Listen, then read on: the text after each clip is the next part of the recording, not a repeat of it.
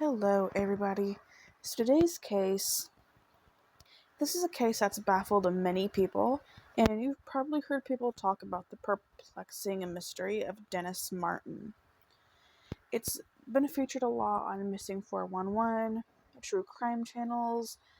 It's about this little boy who went hiking with his family, and he just vanishes. And there's just something about this case that has gripped so many people, myself included, because nobody can seem to understand what happened to this little child. If you've never heard this case, I'm going to tell you about it today. I do want to let you know that there's probably some information, probably a lot of information, that won't be included in this video. So I definitely encourage you to go do your own research, but I did try to keep all the important tidbits here. All the links I used to research will be down below like always. There will also be a link to a case suggestions form and a link to my other podcast, Sinister, if you would like to check that out. With that being said, let's go ahead and get into the case of Dennis Martin. So, 6-year-old Dennis Lloyd Martin went missing while on a trip in the Great Smoky Mountains in 1969. On June 13th, 1969, William Martin brought his two sons, Douglas and Dennis, on a camping trip. It was Father's Day weekend, and the family planned to hike through the Great Smoky Mountains National Park. This hike was a family tradition, and the first day went smoothly. Dennis managed to keep up with the more experienced hikers.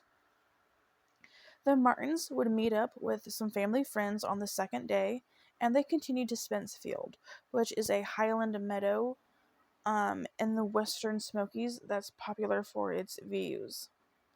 The adults took some time to look around and just take in the beauty, and the boys decided to sneak off. They wanted to pull a prank on the parents, but this prank wouldn't go as planned. During the prank, Dennis would vanish into the woods, and his family would never see him again.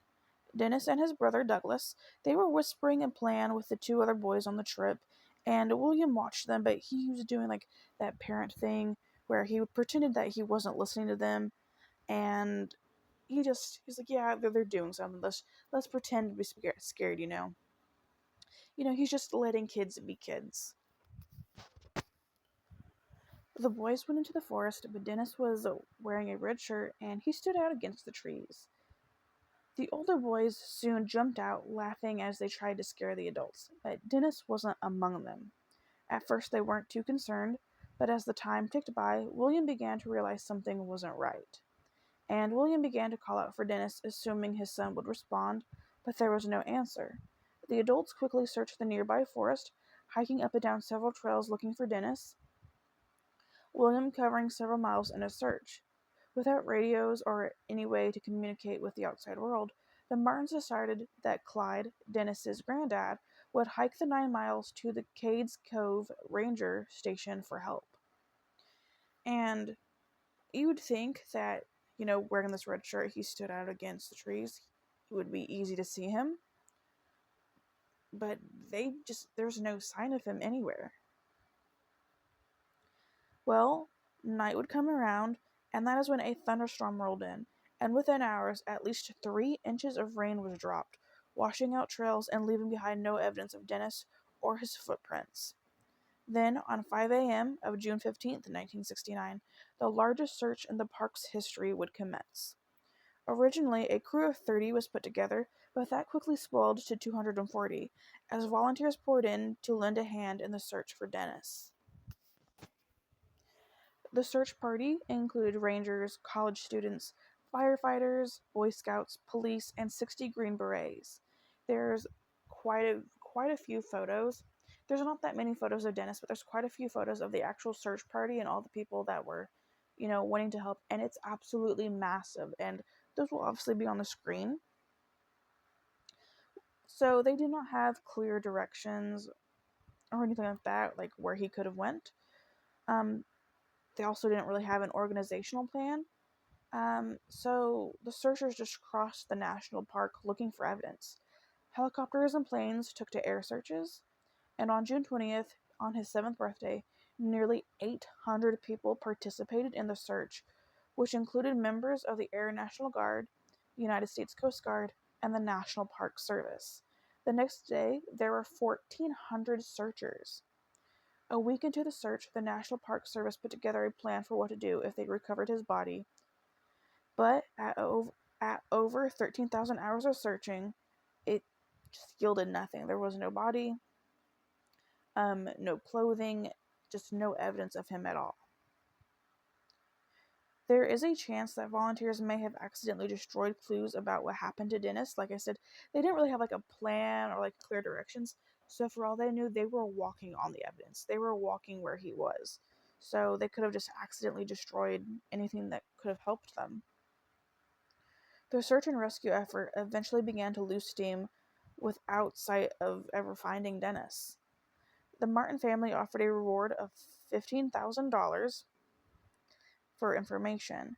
In response, they received a flood of calls from psychics claiming to know what happened to their son. And I just thought that that's so disgusting. Absolute vultures. Imagine putting up a reward for your missing child, and all these psychics are calling you claiming that they know what happened to your son. No, you don't, because you don't have a gift that you think you do, okay? It's just so disgusting in cases like this, especially in cases where the families are just, they're so worried about their child and they're so desperate for answers. And I don't think that they did it in this case, but in cases where the families are so desperate that they actually listen to the psychics, they give them the money, and they're just frauds and they're just leading the families on. Like, I can't understand how anybody could be so disgusting and do that to a family that's going through so much pain. It's absolutely disgusting. And of course, all these years later, there are many theories about what could have happened, ranging from plausible to absolutely delusional. And when I say delusional, I mean wild, far out, far-fetched, crazy talk. Some of the most plausible theories being abduction, exposure, or eaten by a pack of feral pigs in the park. Some people, obviously, they claim it was Bigfoot. Some believe he was the victim of a vicious attack by cannibalistic feral humans who supposedly live undetected in the national park. I didn't even know that was a thing until a few years ago, and American Horror Story, they did a season of their mini-series or whatever, and one of the things featured cannibalistic humans in the Smoky Mountains. And I just think that is absolutely delusional that a pack of humans can just go undetected in this national park. Absolutely stupid, absolutely deranged. But those are some of the theories. The Martin family believes that someone may have kidnapped their son. A man named Harold Key was 7 miles from Spinsfield the day that Dennis went missing, and he said that very afternoon he heard a, quote, sickening scream. He also said he spotted an unkempt stranger hurrying through the woods. There's also the possibility that he wandered off and got lost. There was that thunderstorm that night. Who knows, like, what could have happened to him? The terrain was full of steep ravines that could have hidden his body, or wildlife could have attacked him. There's just so many plausible theories that it's hard to say, like, which one could offer a better explanation than another. So, years after the disappearance, a ginseng hunter found a child's skeleton about 3 miles downhill from where he went missing. The man waited to report the skeleton since he was illegally taking the ginseng from the park. But in 1995, the man contacted a Park Service ranger, and the ranger put together a group of 30 seasoned rescuers, but they couldn't find the skeleton. And this makes me really sad because, like, yes, you're doing something illegal, but I also feel like if there really is a child skeleton there, like, you need to tell someone, because in that moment, this being the body of a child is a lot more important than what you're doing, and you just need to put that aside. So it's like, why did you have to wait, But he did. There was at one point a serial killer theory There was one active serial killer at the time, but the actual timelines wouldn't have lined up, and the FBI said it wasn't a viable theory. To this day, nothing has ever been found of Dennis. NCMEC has revealed age progression photos, should he still be alive. And if he was still alive, he'd be 62 years old today. So just a description of Dennis. He was 6 years old at the time, about 4 foot to 4'1", 55 pounds, wearing a red t-shirt, green hiking shorts, white socks, black low-cut Oxford shoes with a simple heel. He had dark brown hair, brown eyes, and he was missing one upper front tooth at the time. Anybody with any information is urged to contact the Great Smoky Mountain Police Department at 865-436-1230 or the Tennessee Bureau of Investigation at 615-744-4000. And that is the case of Dennis Martin. So what do you guys think? I know it's really hard to pin down what could have happened. Like I said, there's a lot more information to this. This is just the bare bones of it.